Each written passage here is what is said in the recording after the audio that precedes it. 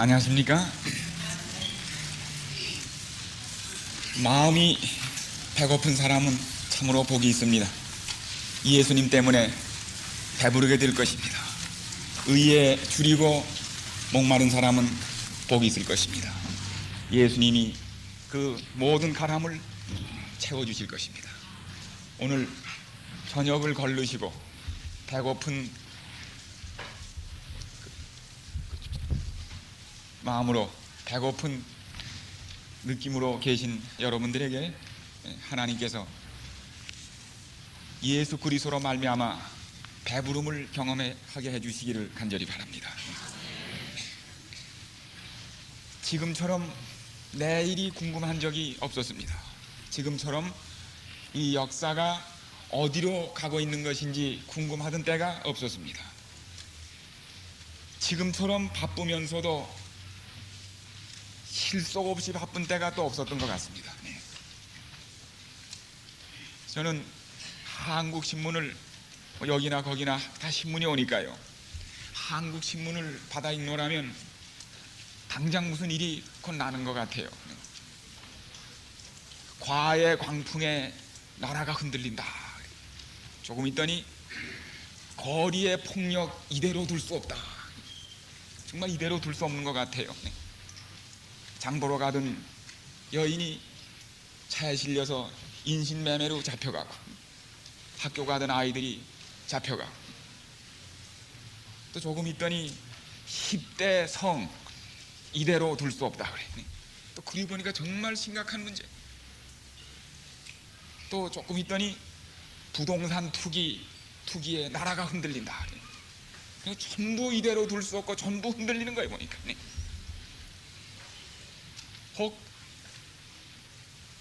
한국만 그런 것 아니죠? 미국은, 그쪽은 배부른 나라입니다. 배가 부르니까 또 마약을 해요. 마약이 취미로 하는 게 아니라 마약 전쟁이 벌어졌습니다. 정말로 참으로 치열합니다. 생사를 건 마약 전쟁이 거리에서, 나라들 사이에 거기 벌어지고 있어요. 실제적으로 군인들이 동원됩니다. 비행기가 동원되고, 한쪽에서는 평화가 오는 것 같은데 한쪽에서는 다시 검은 구름이 끼어요. 소련이 마음을 고쳐먹고 오랫동안 붙잡아뒀던, 고향 가겠다는 거 붙잡아뒀던 유대인들 이스라엘로 돌려보내니까 유대인들이 막 몰려들어가서 자기네들이 점령한 곳에 들어오니까 아랍 사람들이 야단이에요. 그래서 우리 지난주에는 바그다드에서 아랍 정상회담을 했습니다. 그냥 둘 수 없다는 겁니다. 참으로 지금 우리는 세상이 무언가 종잡을 수 없는 큰 변혁 속으로 가는 것을 사회에서, 세계 정세에서 좀 걷잡을 수 없이 보게 되는 것입니다. 죄악은 그 한도에 거의 이르렀다. 세상은 혼란으로 가득하여졌으며 얼마 있지 않아서 인류에게 두려운 사태가 닥쳐올 것이다. 종말은 매우 가까이 이르렀다. 그러므로 진리를 받은 우리들은 갑자기 세상에 이를 두려운 사태에 대하여 대비하지 아니하면 안 된다. 교회 증언 8권 28페이지에 기록되어 있습니다. 사람들은 굉장한 사건들이 머지않아 일어나리라는 것을 예측하고 있다. 무언지는 모르지만 어떤 큰 사건이, 굉장한 일이 일어나는 것을 예측하고 있다는 사실. 악인들은 그들의 군대를 통합하여 공고히 하고 있으며 마지막 큰 위기를 위해 세력을 강화하고 있다. 이 땅에는 잠시 후에 큰 변화가 일어날 것이며 최후의 사건이 급속히 이를 것이다. 우리는 분명히 Y 선지께서 이 시대를 두고 하신 말씀에 바로 그 시대에 사는 것으로 확인됩니다. 우리가 이런 때에 하나님이 우리에게 구체적으로 주신 기별이 뭘까요? 하나님께서는 아모스 선지를 통하여 말씀하실 때 그 종 선지자들에게 미리 말씀하지 않으시고는 아무 일도 하지 않으신다고 말씀했습니다. 교회 증언 6권 407페이지에 보면은 파수꾼은 밤의 시간을 알아야 한다. 또 8권에 보면은 파수꾼은 밤의 시간을 선포해야 된다. 다시 말하면 우리는 시기에 맞는 처신을 해야 합니다. 농사 짓는 사람이 그 시기에 맞춰서 일을 하지 않으면 모든 노력이 허사입니다. 신앙도 마찬가지입니다. 신앙은 농사로 비유됐습니다. 너무 서둘러도 농사 버리고 조금 뒤쳐져도 농사를 버립니다. 그러므로 우리가 이 시대를 정확히 시기를 아는 일이 처신하는데 아주 중요한 일입니다. 그래서 저는 어제 말씀에 이어서 오늘 우리가 어떤 처신을 하기 전에 이 시기가 무슨 처신을 요구하는지 그 시기에 대한 시대에 대한 새로운 감각을 우리가 새로운 빛으로 한번 살펴볼 그런 강한 충동을 느껴서 오늘 이 시간을 제가 보내게 되는 것입니다. 하나님께서 정말 이 어떤 큰 변화가 예측되는 이때에 우리에게 주신 구체적인 어떤 말씀이 없는가? 다니엘서 10장입니다. 다니엘서 10장. 우리는 오늘 전에 자주 연구한 경험을 별로 갖고 있지 않은 새로운 성경에서 이 대답을 함께 기도하는 마음으로 찾고자 합니다. 다니엘 10장에 있는 말씀입니다. 다니엘서의 마지막 계시를 주시는 그 마지막 부분에서 10장 그토록 미래를 알기 원하여 계속 조르는 다니엘에게 한 손이 있어 나를 어루만지기로 내가 떨더니 그가 내 무릎과 손바닥이 땅에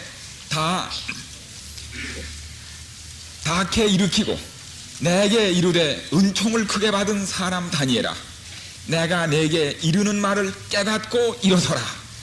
내가 내게 이르는 말을 깨닫고 일어서라. 내가 내게 보내심을 받았느니라. 그가 내게 이 말을 한 후에 내가 떨며 일어서매. 그가 내게 이르되 다니엘아 두려워하지 말라. 내가 깨달으려 하여 내 하나님 앞에 스스로 겸비하기로 결심하던 첫날부터 내 말이 들으신 바 되었으므로 내가 내 말로 인하여 왔느니라. 그러면서 14절 이제 내가 말이래 내 백성에 당할 일을 내가 깨닫게 하러 왔노라. 말이래 내 백성이 당할 일을 깨닫게 하려 특별히 왔다고 말씀했습니다. 그러면서 대저히 이상은 오래 후의 일이니라. 우리는 이 예언을 연구할 때 그것이 다니엘의 민족이었던 유대인에 국한된 것이 아니라 오래 후에 마지막 날에 사는 하나님 백성들의 경험인 것을 쉽사리 알게 됩니다. 말이래 내 백성의 당하리를 내게 깨닫게 하러 왔노라. 오늘 우리는 그것이 무엇인지를 찾게 될 것입니다. 말이래 하나님 백성이 당할 경험이 무엇인지를. 그러면서 이어 주어진 다니엘 11장의 예언에 대하여 증언은 교회 증언 9권에는 이렇게 말씀했습니다. 세상은 전쟁의 정신으로 흥기되고 있다. 다니엘 11장의 예언이 거의 완전한 성취에 당도하고 있다. 다니엘 11장의 예언이 거의 당도하게 됩니다. 바로 이 가브리엘 전사가 다니엘에게 나타나서 말이래 너희 백성이 당할 일을 알게 하리라던 그 예언이 거의 성취에 이르게 됐다는 것입니다. 곧 예언에서 언급된 환난의 장면들이 일어날 것이다. 그래서 우리가 오늘 다니엘 11장을 연구한 것입니다. 사실 이 짧은 시간에 다니엘 11장을 한다는 것은 욕심입니다. 그러나 여러분들이 저녁까지 굶으시고 이 자리 하나 좁은 자리 차지하시러 몇 시간 전에 집을 떠나서 오신 여러분들을 생각하면 조금 할 수가 없어요. 그래서 이 부피가 좀 있지만은 저희가 아주 짧은 시간에 해서 여러분들이 가셔서 공부하실 수 있도록 자료를 마련했습니다. 여러분이요, 이제는 누구를 의존하지 마시기 바랍니다. 모든 것을 의존하지 마시고 여러분 스스로 굳게 서셔야 합니다. 지금은 누구를 의지할 시대가 아닙니다. 우리는 홀로 쓸 시대에 와 있는 것입니다. 특별히 성경의 신앙에 관한 한 여러분이 확인하십시오. 누구를 의존하지 마십시오. 우리가 간절히 하나님께 도움을 구하고 겸손히 무릎을 꿇으면 하나님께서 우리에게 필요한 빛을 주실 것입니다. 왜냐하면 여기 마지막 말씀에 이런 말씀이 우리에게 주어져 있습니다. 성경의 진리로 그 마음을 견고하게 한 사람 밖에는, 성경의 진리로 그 마음을 견고하게 한 사람 밖에는 최후의 대쟁투를 견딜 자가 없는 것이다.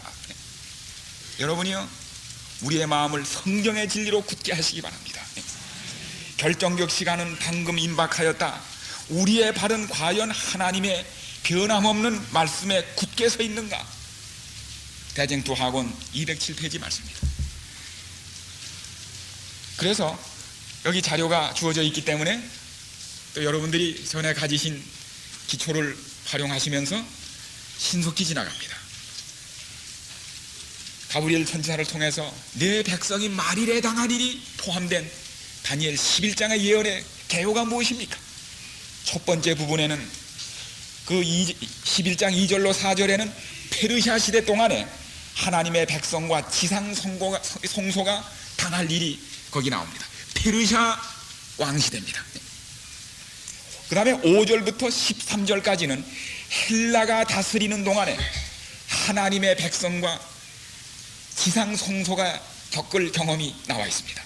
그 다음에 14절로 30절까지는 로마 제국, 헬라 다음에 이르러 온 로마 제국 통치 동안에 이스라엘 백성과 그리스도인들, 그리고 지상의 성소가 당할 일들이 거기 기록되어 있습니다. 차근차근 기록되어 있습니다. 그 다음에 31절로 45절까지는 로마에 이어서 교황권이 들어선 다음에 중세기로부터 마지막 예수님 재림하실 때까지 하나님의 백성과 이번에는 지상 성소가 아니라 하늘 성소의 일들이 당할 그 일들의 역사가 거기 기록되어 있습니다.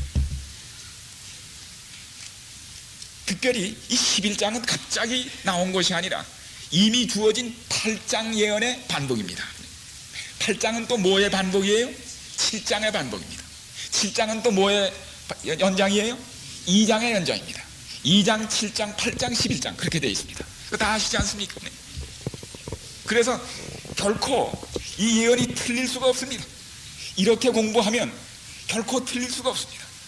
예언은 사사로이 풀 것이 아니라 권면을 쫓게 되고 서로 짝을 맞추어 연구하라는 그 원리를 이해하게 될 때 아무리 어렵게 보이는 성경이라 할지라도, 처음 듣는 성경이라 할지라도 우리는 확신을 가지고 공부할 수 있습니다.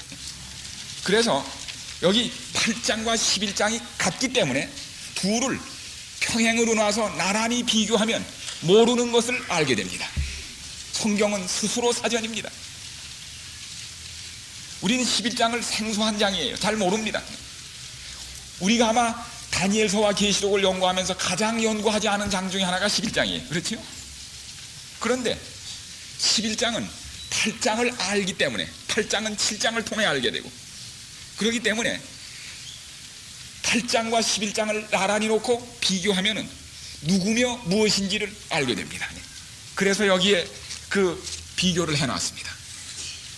그래서 11장 방금 말씀드린 대로 페르시아 시대에 일어날 일들, 그것이 거기 첫 번 단에 기록되어 있고, 헬라 시대에 일어날 일들이 그 다음에 기록되어 있고, 그 다음에 로마 제국 시대에 일어날 일이 그 다음에 기록되어 있습니다.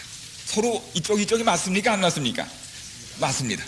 그 다음에 로마를 이어서 교황 로마가 들어섰을 때 어떤 일이 일어나는지가 이쪽 8장과 11장이 서로 맞게 돼서 11장의 내용이 무엇인지를 8장을 통하여 알게 됩니다. 그래서 벌써 17페이지로 넘어갑니다. 이렇게 참 빨리 가죠. 나중에 확인하면서 공부하십시오. 그리하여 맨 끝에 보십시오. 8장 26절에 보면 이 계시가 확실하다는 단언으로 끝납니다. 10장 1절에 보면 이 일이 참되다고 말합니다.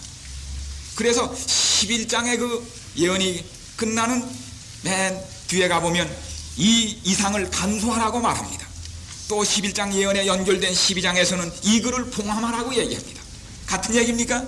똑같은 얘기로 마지막 때까지 간수하고 봉함하라. 왜냐하면 이것은 마지막 때 사는 하나님 백성들의 경험이기 때문이라고 똑같은 끝으로 끝납니다. 이제 중요한 것은 우리 한 단계 더 가까이 가서 좀 더 우리가 연구하려고 하는 것을 좀 더 확대하기 위하여 11장 36절로부터 39절의 해석이 거기 나옵니다. 이게 누구냐 이겁니다. 그 모든 조목을 읽어보면 이것을 한때 불란서 혁명 동안에 일어난 일이라고 하는 그 우라야 스미스의 그런 해석이 있었지만 그것은 성경적에 이 비슷한 점은 있지만은 가장 적합한 성경적은 아닙니다. 제임스 화이 장로는 그것이 그래서는 안 된다는 입장을 홀로 취했었는데 결국 그것이 맞고 성경적인 것이 확인되었습니다. 그래서 이것은 그 전에 우라야 스미스가 썼던 그 내용에 다른 우리 성경에 일치한 바로 이러한 원리 비교해서 맞기 때문에 취한 성경적 방법에 의해 이른 결론입니다. 그리하여 여기 11장 36절로 39절까지 이르는 이 모든 사건이 그것이 나와 있는 성경절을 다 대조해 보면서 그것이 누군 것이 확실해졌습니까? 중세기 동안 하나님 백성을 핍박하며 하나님 보좌에 앉아서 금은 보석으로 단장하고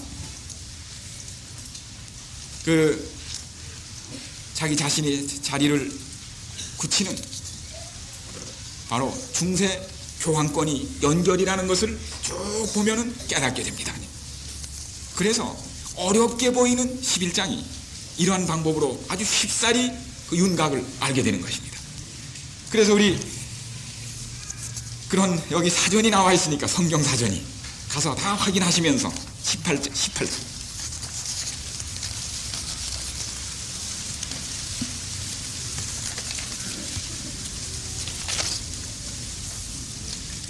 다시 말씀드리면 저희가 지금 공부하려고 하는 다니엘 11장이나 이런 것들은 기초 없이 함부로 공부하는 책이 아니라는 것을 우리가 이걸 통해서 확인할 수 있지 않습니까? 네? 성경으로 모두 확인되는 기초 위에서 시작하는 것입니다. 혹 우리는 새로운 공부를 하게 될 때 처음 당하는 공부를 하게 될 때 마음의 기초가 약해지는 수가 있습니다. 그러나 우리의 감정이 기초가 아니라 성경이 우리 믿음의 기초라는 사실을 생각할 때 이러한 기초는 우리로 하여금 이 말씀에 대한 확신을 새롭게 갖게 합니다. 그런데 다니엘 8장과 11장이 이렇게 연장되면서 더 자세하게 확인되는 것과 함께 최근 연구들을 통하여 다니엘 11장과 계시록 11장에 놀라운 일치가 있다는 것을 깨닫게 됐습니다. 그리고 다니엘 11장의 예언과 12장의 예언 부분과 계시록 10장에 또한 일치가 되는 것을 저희가 발견해서 아마 지난번 단기신학에 그것을 확인한 것으로 말씀드립니다. 새로운 빛들과 연구들을 통해서 우리는 그걸 확인하게 됩니다. 그런데 요한계시록 11장을 보십시오. 아주 장수까지도 갔습니다. 네. 요한계시록 11장. 우리가 왜 갑자기 다니엘 11장 하다가 요한계시록으로 넘어가는지 우리 그 이유를 조금 지나면 깨닫게 되십니다. 요한계시록 11장. 성경 연구의 가장 안전한 방법이 무엇인가 하면 비교해서 똑같은 내용이 나온 것을 비교해서 나가는 것이 가장 확실한 방법입니다. 그건 틀릴 이유가 없게 됩니다. 같이 나가는 성경절을 찾게 될 때, 여기 요한계시록 11장 여기 보면 이 2절 3절 내가 나의 두 증인에게 권세를 주리니 저가 굵은 베옷을 입고 1260일을 예언하리라. 1260은 뭡니까? 중세기 동안 로마 교황권이 538년부터 불란서 혁명의 여파로 중세가 끝나는 1798년까지 어떤 일이 있었음을 여기 설명하는데, 특별히 두 증인인 하나님의 말씀, 신약과 구약 말씀, 이 깊은 뜻은 저희가 다른 날 한 번 더 하겠습니다만, 이 신약 구약 하나님의 두 말씀이, 두 증인이 어떤 일을 당한다고 얘기했습니까? 베옷을 입고 예언합니다. 참으로 초상을 만납니다. 슬픔을 당합니다.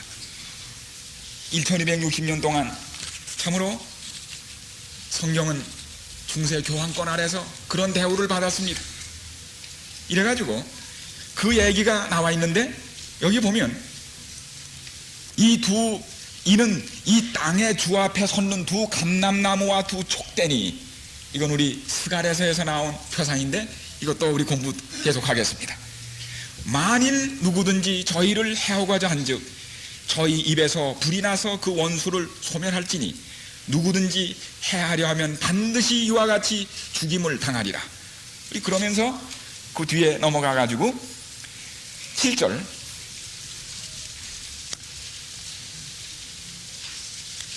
우리 여기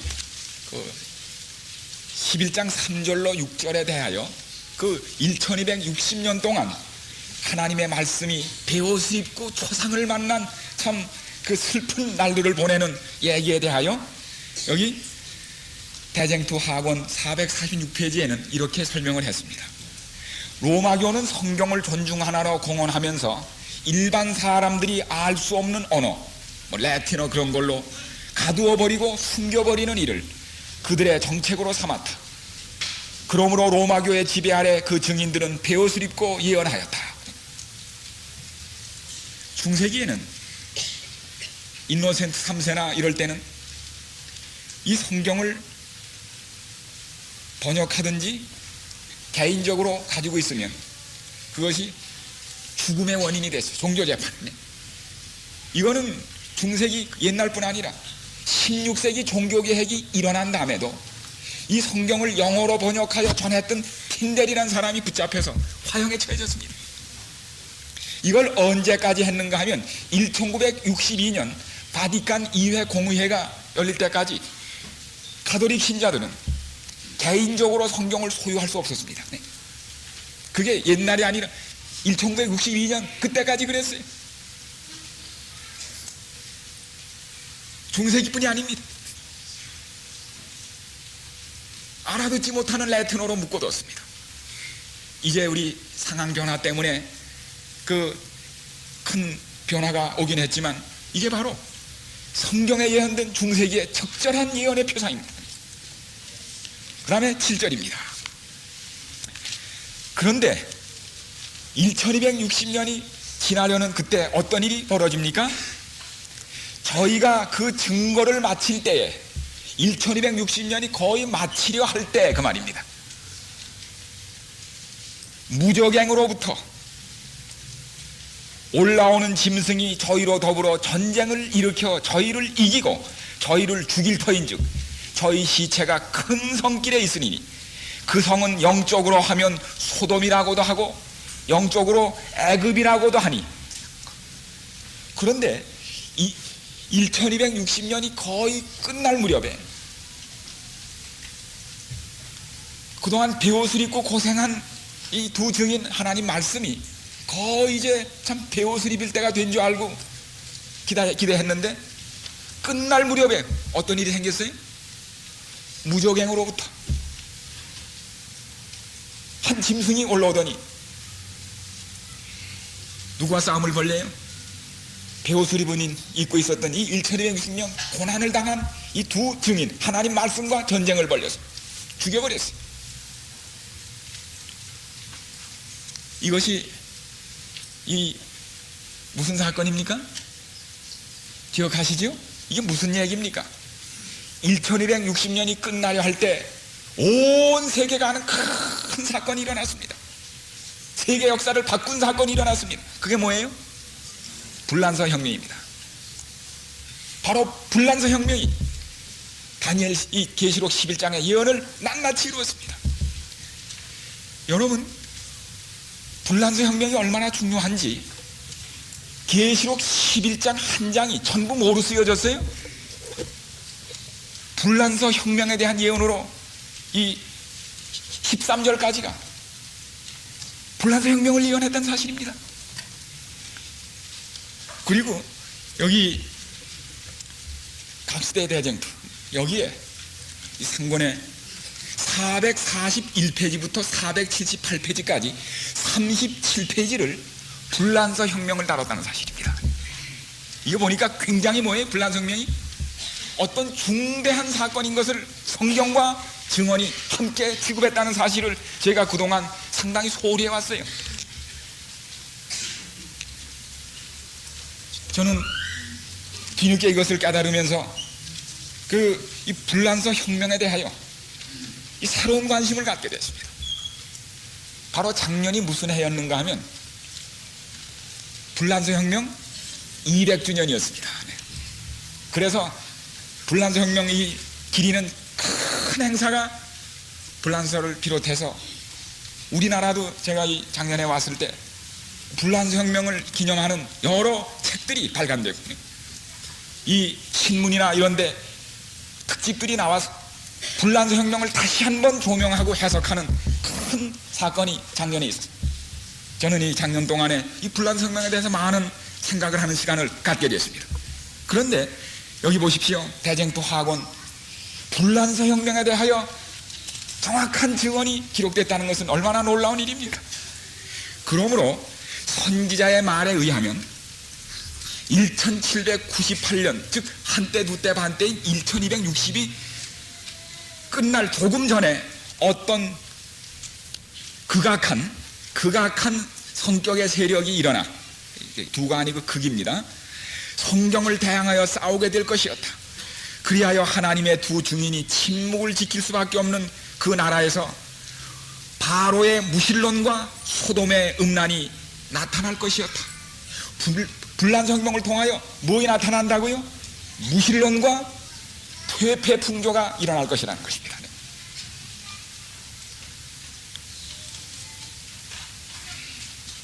그리고 여기 14장부터는 마침내 7째 나팔이 마지막 울려 퍼지면서 하나님의 복음의 비밀을 간직한 이 땅의 하늘의 지성소가 공개되는 장면이 19절에 나옵니다. 지성소가 열리면서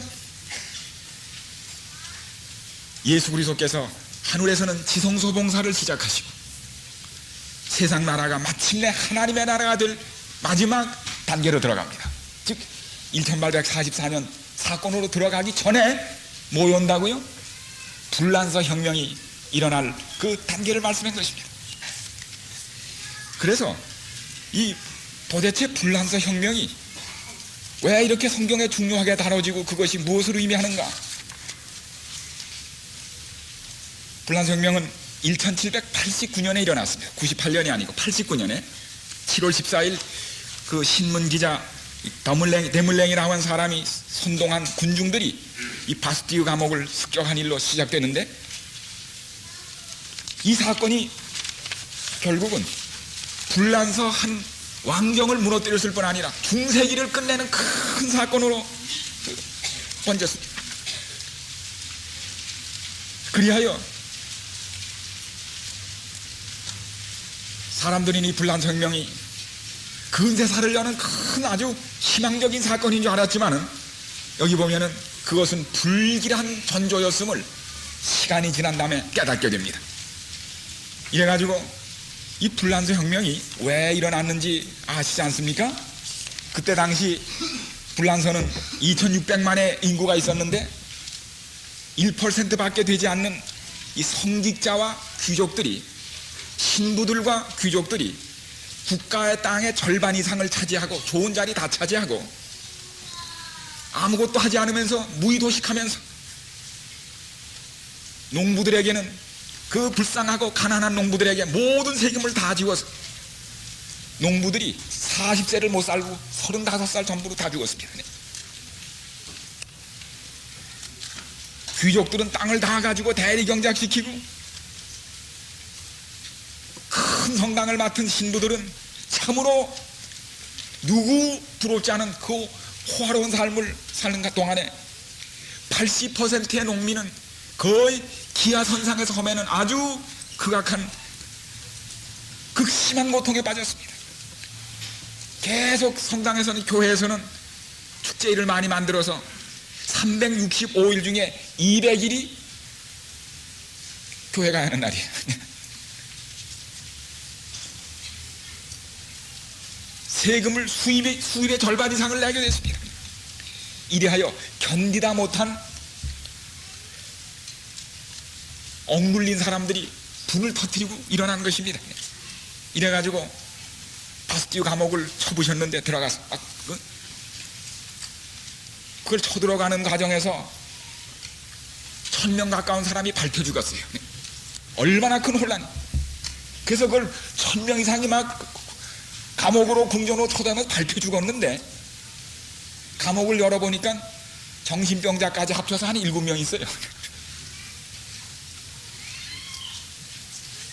교회에 대한, 이 왕에 대한 증오가 극치에 달해가지고 국왕 루이 16세가 도망가다 잡혀서 아내와 함께 마리앙르 아네트 단두대 목을 작두로 썰어 죽였습니다. 그리고는 어떻게 했습니까? 그들의 이렇게 만든 성직자들에 대하여 한이 맺혀서 2000명 이상의, 2000에서 5000에 해당하는 신부들을, 성직자들을 전부 처형했습니다. 수십 명씩 죽였습니다. 그리고 3000여 명은 옷을 갈아입고 도망쳤습니다. 그리고 1798년 2월 15일에는 버티어 장군을 저기 로마시로 보내가지고 그의 23년째 재위 기념을 하던 80세 된 피우스 6세를 잡아다가 여기 나온 대로 발렌스 감옥에 가둬가지고 그 다음 해인 1799년 8월 29일 죽음으로써 불란서 혁명 한 10년 동안에 그의 마지막 할 일들을 여기 결론적으로 나옵니다. 이리하여 1789년에 시작돼서 10년 끌었던 이 불란서 혁명은 중세기를 끝내는 모든 일을 시행한 것입니다. 그리고 곧 이해에 애굽에서 돌아온 나폴레온이 정권을 잡음으로 혁명은 끝나고 새로운 공화국 시대가 시작되는 것입니다. 그래서 1260년의 기간이 1798년에 끝나는 건 얼마나 역사적이고 확실한지 모릅니다. 불행한 프랑스는 그가 심은 씨앗을 피로서 거두었다. 불란서는 종교개혁을 거부한 결과로 혁명을 거두어서 이런 비참한 지경에 나가게 되고, 그리하여 뭘 가르쳤는가 하면 불란서는 역사상 배척했기 때문에 무신론과 멸망을 자초하는 문을 열었다. 하나님에 대하여 사람들이 진절머리를 나게 만든 것입니다. 그래서 무신론으로 사람의 마음을 채워버렸습니다. 불란서 혁명은 하나님의 본을 잘못 보인 중세교회 성직자들 때문에 사람들이 하나님에 대하여 아주 혐오심을 먹게 한 것입니다. 그래서 무신론이 반감이 민중들에 터져나온 것입니다. 무신론이 생겨난 것입니다. 이성이 하나님을 계셔도 좋고 안 계셔도 좋고 안 계시게 만든 것입니다. 이렇게 만든 하나님이라면 없어야 한다는 겁니다. 그리고 쾌락의 상징인, 이성의 상징인 여인을, 이성의 여신을 섬긴 그건 너무나 잘 아시죠. 이래하여 인간은 근대사는 최초로 무정부 상태가 무엇인지를 경험한 것입니다. 이 기간 동안에 얼마나 하나님의 말씀 다 폐기하고 성경 다 폐기하고 교회 문 다 닫아버리고 사람이 완전히 아무 곳에도 제한받지 않는 방종으로 흘게 되자 그 사회는 이루 말할 수 없었습니다. 남녀들의 성윤리는 이루 말할 수 없어서 그 음탕한 것을 이루 필설로 다 할 수 없었습니다. 그리고 서로 미워하는 마음, 의심하는 마음들이 생겨서 단두대를 만들어 놓고 서로 쓸기 시작했습니다. 수십 명씩 내 죽어갔습니다. 그리하여 공포정치, 그 유명한 공포정치가 시작됩니다. 마침내 그 작두 단두대를 만들었던 사람도 자기가 거기에 쓸려지고 끝까지 공포정치를 실행했던 로베르트 피에르도 자기가 거기에 목이 잘리고 얼마나 많은 사람을 죽였는지 그가 목을 자를 때 과부들이 박수를 쳤다고 했어요. 합창을 했어요. 우리를 과부로 만든 그 참상이로 말할 수 없어요. 그런데 여기 예언의 증언에는 마지막 때 세상이 성령이 떠나가고 하나님의 말씀이 율법이 제하는 힘을 잃어버린 마지막 세상의 상태가 불란서 혁명 상태와 같다는 사실입니다. 그래서 뭡니까? 여기 보는 대로 부와 권력의 집중, 다수의 희생으로 소수가 부하여지려는 거대한 단결들, 자신들의 이익과 요구를 옹호하기 위하여 하층 계급들, 노동자들이 단결하고 불안한 폭풍과 유혈의 정신, 불란서 혁명을 일으킨 그 같은 가르침이 세계적으로 퍼졌습니다. 그리하여 이것이 전 세계로 퍼지는 계기를 만들었는데 이제 여기 보면 대생투 학원에는 이 불란서 혁명이 무엇을 가져왔는지를 한마디로 요약하고 있습니다. 지금 우리는 계시록 11장 공부하는 겁니다. 네. 그 증인들이 죽음을 당하여 그 시체가 거리에 놓여있는 그 큰 성은 영적, 또 영어로는 알레고리칼리, 다시 말하면 비유적으로 애굽이었다. 진짜 애굽이 아니에요. 그 상태가 옛날 애굽과 같았다는 겁니다.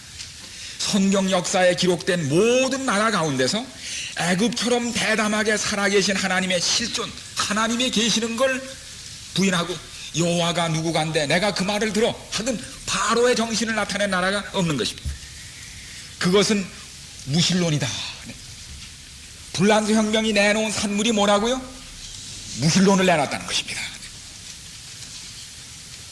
그런데 이 무신론이 어떤 형태를 입게 됐는가? 이번에 작년 200주년 그 특집에 나온 불란서 혁명이 결국 내놓은 것이 뭔가 하는 것이 여기 작은 글씨로 그대로 인용된 걸 한번 읽어보세요. 마르크시스트, 즉 공산주의자 역사가들은 1789년 불란서의 부르자 혁명이 19세기 유럽에서의 연속적인 혁명적 요소를 불러일으켰다고 정리하고 있다. 그래서 이것은 그 다음에 뭘 일으켰는가 하면 1848년 6월과 71년 3월 불란서에서 무산자, 아무것도 갖지 못한 노동자들, 이런 사람들이 들고 일어나가지고 만들어 놨고 결국 사회주의와 공산주의 혁명을 일으키는 계기를 만들었다는 사실입니다. 그리하여 1871년에 만들어진 그 파리 코민 72일 동안 노동자들이 정부를 뒤집어 엎고 노동자들의 천국이 된 겁니다. 다시 말하면 최초로 이 지상정부에 뭐 섰어요? 공산주의 정부가 서본 겁니다. 72일 동안. 그래서 이래하여 이 혁명이 퍼져나가지고 결국 1917년에는 러시아에서 노동자들이 일어나서 어떻게 했어요? 제정 노사를 무너뜨리고 오늘날 뭘 만든 것입니까? 소련을 만든 겁니다. 그리고 곧 그것은 퍼져서 49년에는 중국이 공산화되고 그 다음에는 쿠바, 에티오피아까지 전 세계가 공산화되는 과정이 어디서 시작됐다는 거예요? 불란서 혁명에서 시작됐다고 하는 놀라운 사실입니다. 여러분, 오늘날 공산주의가 세계 역사에 미친 큰 영향, 그게 정치뿐 아니라 신앙적으로도 그 공산주의에 대하여, 이 무신론에 대하여 성경에 예언이 없다는 것이 이상하지 않았습니까? 사실은. 그런데 불란서 혁명은 틀림없이 이 사실을 확인하고 있습니다. 대쟁투는 불란서혁명의 결과가 뭐라고요? 무신론이었다는 사실입니다. 저는 이걸 읽으면서 첫 번에는 이 불란서혁명의 결과가 뭔지를 몰랐어요. 그러나 한참 지나고 정리해보니까 알고 보니까 뭐예요? 무신론, 공산주의를 낳는 결과가 된 것을 깨닫게 됐는데, 와이프인께서는 100여 년 전 쓰여진 대쟁투에 무신론이 불란서혁명의 그 핵심이었다는 사실을 얼마나 정확히 지적했다는 것은 놀라운 일입니다. 그래서 이쪽에, 이건 제가 그 책 이름을 쓰진 못했는데, 제가 여기 작년에 나왔다가 여기 시내에서 산 불란서혁명에 대한 책입니다. 여기 보면 1871년 3월 18일 파리 노동자들은 뭘 가진 사람들, 부르주아 지배자들을 축출하고 그들의 수중에서 권력을 뺏어가지고 72일간 노동자 정부를 했었는데, 이것이 결국 뭐 됐는가 하면 세계 공산당 운동의 심볼이 된 겁니다. 저렇게 하면 된다는 걸 배우게 된 것입니다. 그리하여 커뮤는 이때 있었던 그 운동은 유럽의 무산자들에게 사회주의 혁명을 어떻게 일으키는 것을 보여주는 예가 되고, 그것이 어디서 실천된 겁니까? 오시아가 한 것입니다. 여기 우리 요한계시록 연구 맥스웰 박사의 그 요한계시록에도 그게 나옵니다. 프랑스 혁명은 공산주의라고 하는 또 하나의 현존하는 유산을 남겼다. 칼 막스는 공산주의를 규명하기 위하여 레닌과 트로츠키는 1917년 공산혁명, 볼세비키 혁명을 일으키면서 불란서 혁명이 어떻게 일어나는지를 연구하고 그것을 적용한 것입니다. 그리하여 요한계시록 11장은 불란서 혁명과 함께 근대사에 생긴 무신론 사상을 집합한 공산 세력의 등장과 역사를 다뤘다는 점에서 얼마나 놀라운 일입니까? 네. 제가 이 미국에 간 그 다음 해에 카나다 사람들, 미국 사람들 야영회 갔더니 대총회 목회부장이 나오셔서 야영회를 인도하시면서 요한계시록 11장이 공산주의에 대한 예언이라는 그 야영회를 참석하면서 제가 아주 참 감명 깊게 들은 이 말씀들을 기초하는 것을 저희가 다시 이런 기회를 거쳐서 확인하게 됩니다. 전 이걸 보면서 그 다음에 이것이 그 다음 페이지 보십시오. 우리 벌써 21페이지로 넘어갑니다. 그러면 이것이 우리에게 왜 우리가 11장을 지금 연결시킬 수 있는가? 요한계시록 11장은 언제 생긴 사건이라고요? 1260년 중세기가 끝날 때 그 직전에 뭡니까? 생긴 사건을 거기 보여준 겁니다. 1260년 중세기가 끝나고 1844년 마지막 시대가 생기는 그 사이에 어떤 일이 생길 것을 얘기한 바로 그것입니다. 그런데 다니엘 11장으로 다시 돌아가세요. 다니엘 11장과 요한계시록 11장은 그런 그 시대적인 면에서 일치를 찾게 된다는 사실입니다. 다니엘 11장.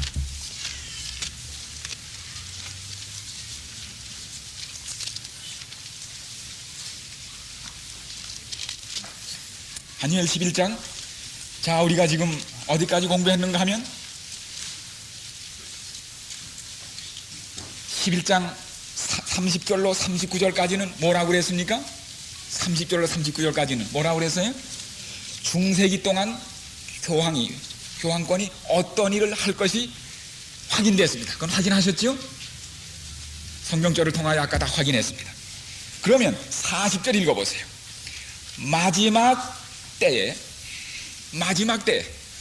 여기 다니엘서가 지금 쭉 다룬 것이 뭔가 하면 여기 39절까지가 뭘 다뤘는가 하면 1260년 동안에 있을 사건이니까 요 마지막 때가 그 앞에 말과 연결하면 어느 때입니까? 1798년, 즉 중세기가 끝나는 그때입니다. 바로 그 시간이에요. 남방왕이 그를 찌르리니, 누굴 찌르는가 하면 북방왕을 찌르는 일이 있겠다는 것입니다. 여기 북방왕은 누군가 하면 다니엘 11장을 보면 본래 알렉산더가 아들 죽은 다음에 그 나라가 몇 수로 나뉘었습니까?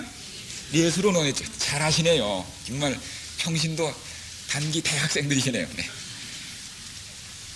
네 수로 나뉘었다가 둘은 없어졌어요.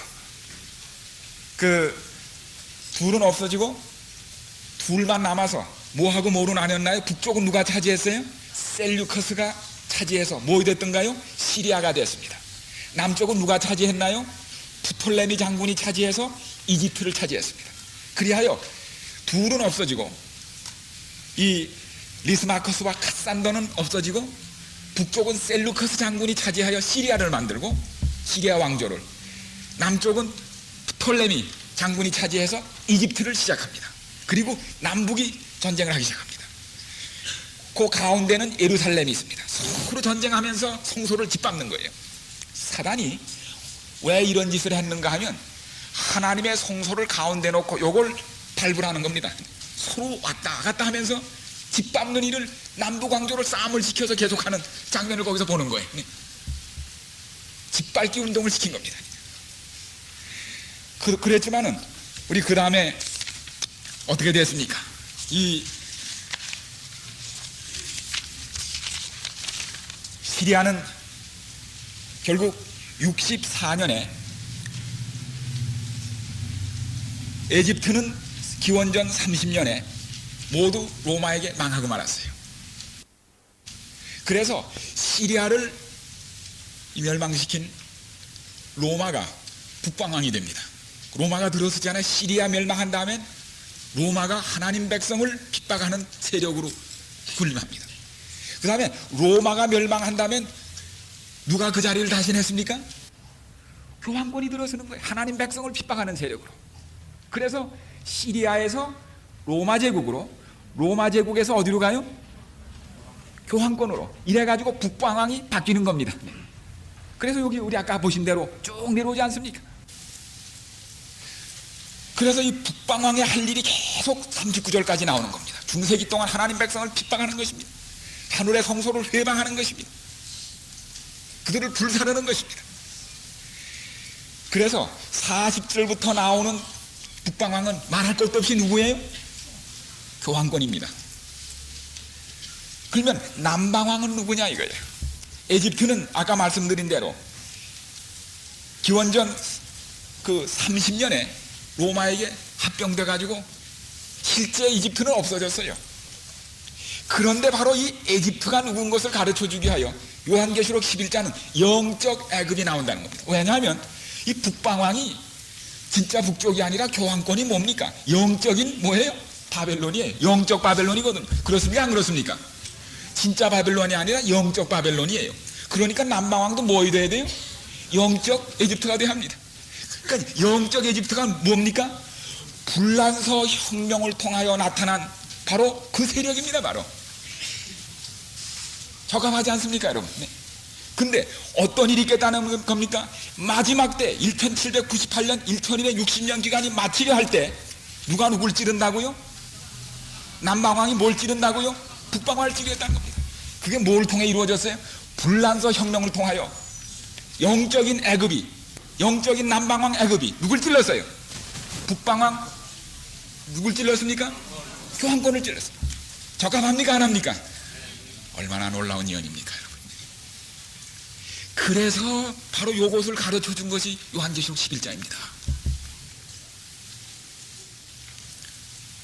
저는 이 불란서 혁명이 보통 사건이 아닙니다. 우리가 성경에서 한 챕터가 기록되고 계시록에서 그 비싼 계시록이 그렇게 중요하게 취급하고 대쟁투에서 30여 페이지를 하려 했던 이 불란서 혁명을 우리가 왜 그동안 무시하고 지났는지 저도 잘 모르겠어요. 네? 그래서 이 불란서 혁명이 너무나 큰 사건이었기 때문에 여기 존경받는 영국의 역사가인 V.H.H. 그린은 말하기를 우리는 아직 불란서 혁명이 세계 역사에 진행에 끼친 모든 영향을 완전히 파악하지 못하고 있다. 왜요? 너무너무 커서. 여러분은 없습니다. 저만 있습니다. 네. 근데 여기 어디 있는가 하면 저만 있는 게 아니고 우리 맥스웰 교수, 우리 오만규 목사님 번역하신 그 요한계시록 연구 거기에 있는 거예요. 그러니까 그거 다 읽으세요. 네. 그것은 수문을 열어놓은 결정적인 사건의 하나, 큰 일이 터진 겁니다. 거기서 우리는 아직도 이 수문에서 터져나온 물질기에 헤엄치고 있습니다. 아직 그거 뭐예요? 그 속에서 뭐 하고 있어요? 나오지도 못하게 헤엄치고 있는 거예요. 불란 혁명이 한 사건이 아니에요. 거기 빠져 있어요. 아직도 헤엄치고 있으며 이 물결이로 머리를 쳐들기조차도 어려울 때가 적지 않다.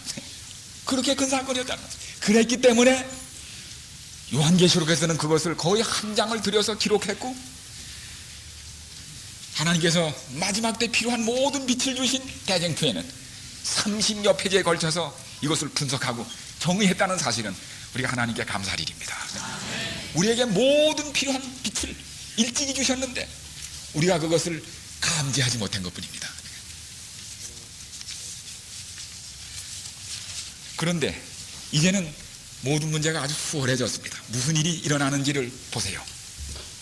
그런데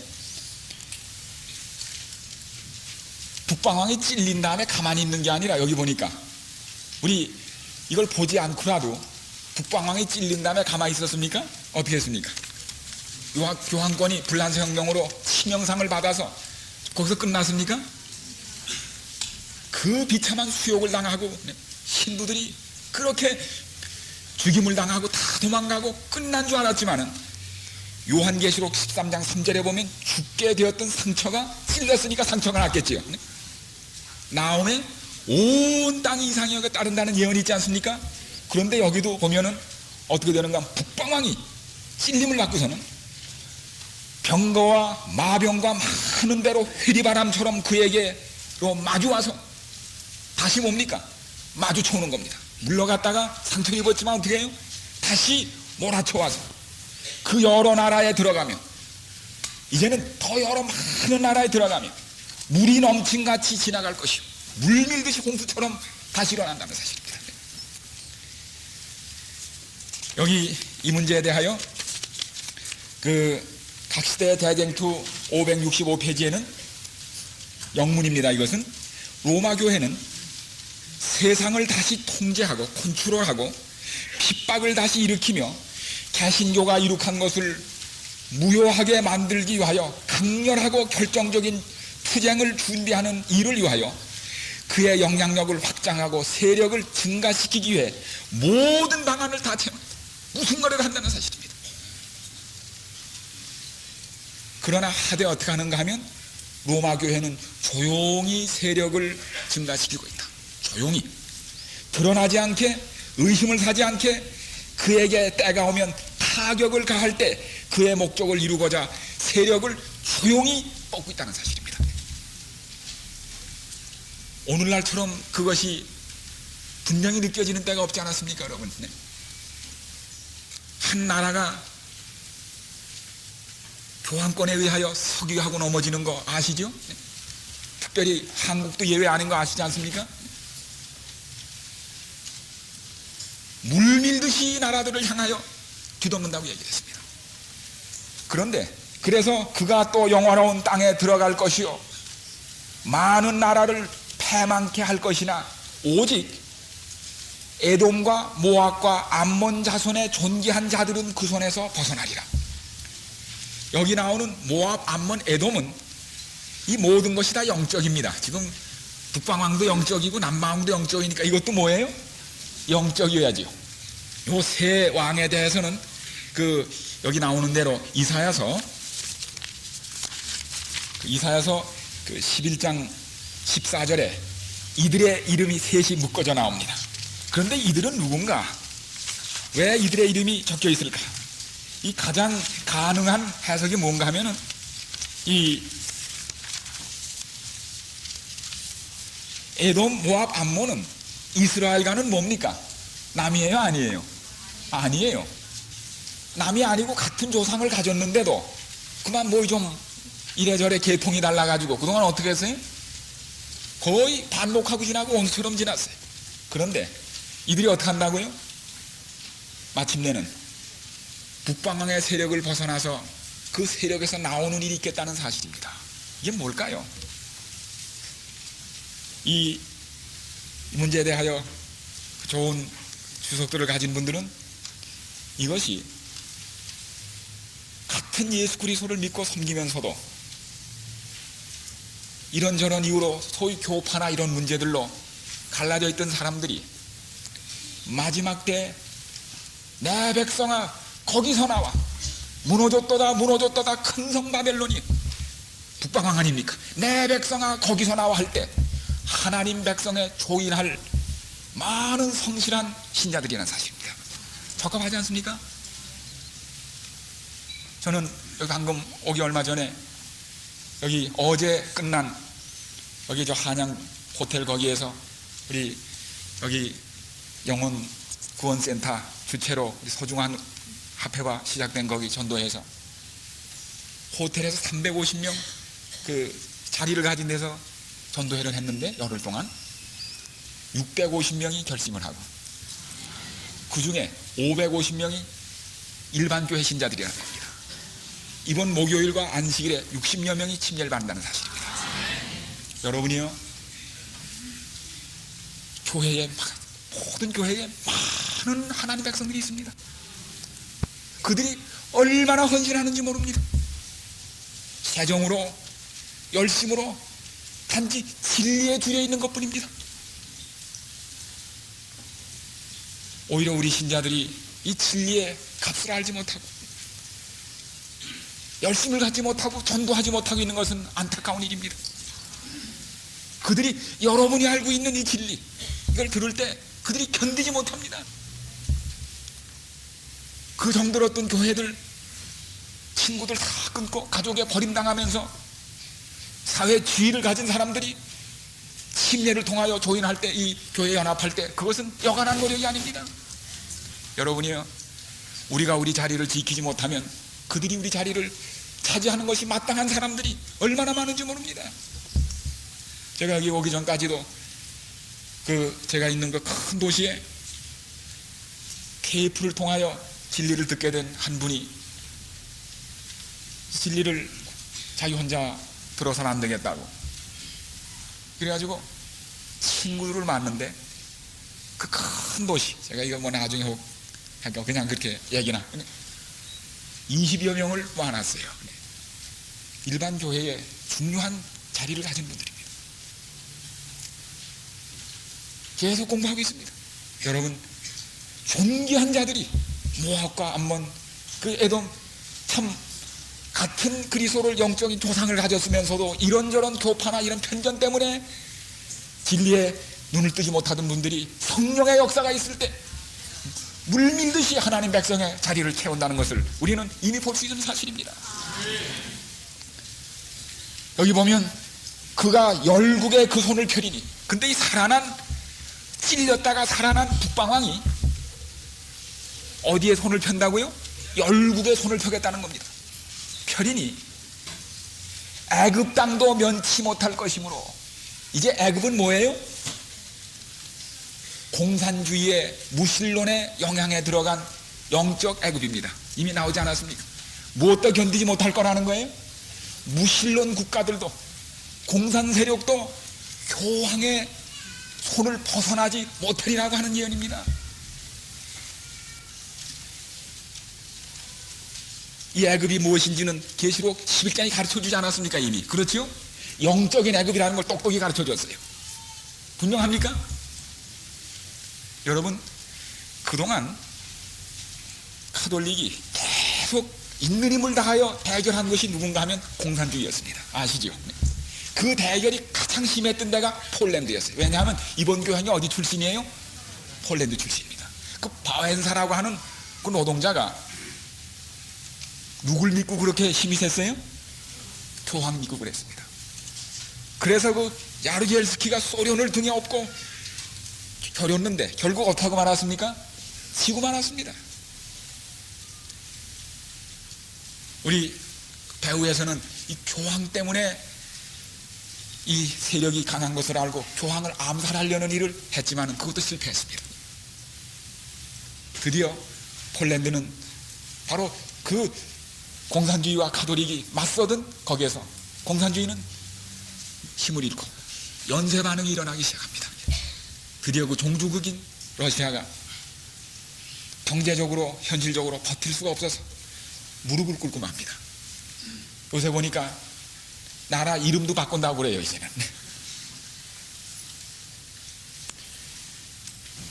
그래서 제가 이곳에 오기 전에 이 문제에 대하여 대통령에서 이런 연구를 전담하시는 분들과 얘기하면서 또 이런 편지도 받으면서 그분이 그런 말씀을 하세요. 성경의 요한계시록 17장 이게 마지막 예언인데 그 예언을 여기에 연결시켜서 공부하면 좋겠다고 제안하시면서 요한계시록 17장의 예언이 다 이루어지자면 무신론적인 공산주의가 건재하고는 그 일이 이루어지기가 힘들어서 결국 공산주의가 이렇게 될 수밖에 없는, 돼야 할 수밖에 없는 일이라는 겁니다. 그러면서 이 말씀에 이런 말씀을 여기에 그 편지에 주셨어요. 기억할 것은 이 동구 국가들이 카톨릭 국가라고 하는 사실입니다. 폴란드의 경우에 그 폴란드 노조의 95%가 카톨릭이라는 거예요. 그리고 요새 독립을 선언한 리투아니아도 완전히 카톨릭 국가라는 것입니다. 그리하여 이번에 일어나는 모든 혁명의 배후에 강력한 북방왕의 강력한 지원이 있는 거 아시지 않습니까? 벌써. 이리하여 우리 그동안 무신론으로 버티던 이 지역 북방왕의 세력이 깊이 뻗고 있습니다. 이것들이 바로 무엇을 위한 하나의 준비입니까? 마지막 싸움을 위한 그 세력을 넓혀가는 것입니다. 오랫동안 버티던 우리 개신교 국가인 미국은 벌써 이미 어떻게 했어요? 일찌감치 손을 들었습니다. 그리하여 우리 미국은 그 100여 년 동안이나 버티고 수교를 거부했지만은 이제는 대사를 교환하고 카톨릭에 대한 일체의 편견이 없어졌습니다. 이미 아무 담이 없어졌습니다. 버티던 공산주의도 이제는 뭡니까? 담을 헐었습니다. 그 다음에 하나 또 남았던 것이 무언가 하면 이 요새 구주 공동시장, 다시 말하면 이 구주 공동체. 제가 아마 여러분들이 이 책을 혹 기억하실지 모릅니다. 제가 이 1979년도에 바로 이곳에서 단기 신학을 하다가 여러분들의 요청으로 이걸 쓰고 떠나라고 그래서 쓴 겁니다. 단기 신학하고 인연이 있는 책이에요. 그런데 여기에 10년 전에 쓴 기록 가운데서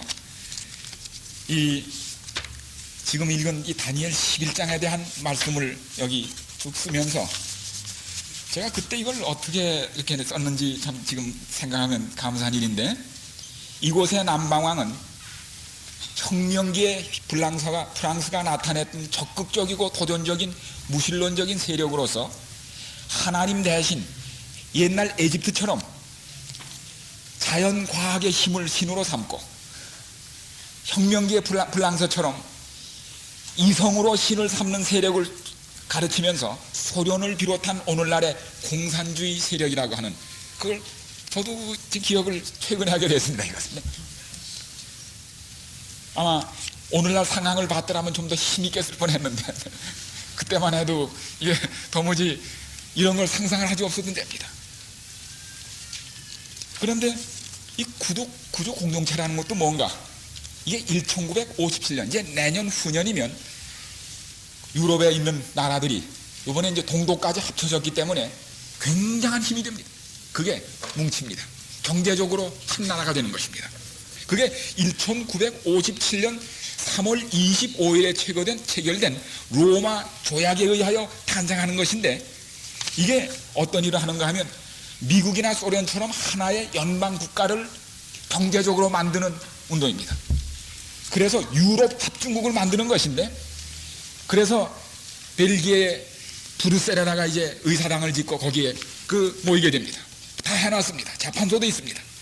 통화 금융 체제 및 관세 제도를 일원화하고 도량형 통일하고 임금 독점법 다 통일해서 경제적으로는 한 나라가 됩니다. 첫 번에는 6나라였는데 이제는 10나라가 넘게 됐습니다. 그래서 1970년대 벌써 이들을 합친 것이 미국보다 국민 총생산고나 모든 것이 앞서게 됐습니다. 근데 이 목적이 무엇인가? 이것에 대하여 1961년 타임 잡지가 말하기를 많은 혁명적인 이념들처럼 연합된 유럽은 새로운 개념이 아니라 옛 개념의 부활이다. 조직과 연합에 대한 꿈은 중세기 동안 지속되어 시자의 로마와 로마 카톨릭 교회뿐 아니라 체제는 갖추었으면서도 별나게 존속한 시대 최고였던 신성 로마 제국에서 구현되었다. 다시 말하면 옛날 유럽을 다시 만들려는 꿈이 부활한다는 것입니다. 그래서 이 중에 제일 이것을 원하고 추진하는 것이 뭔가 하면 교황이라는 것이 교황권. 왜냐하면 스페인의 찰스 5세 이래로 로마 교황권이 그토록 강력하게 원했던 것이 없었다. 신성 로마 제국이 그 중세기 로마 카톨릭을 뒷받침하던 신성 로마 제국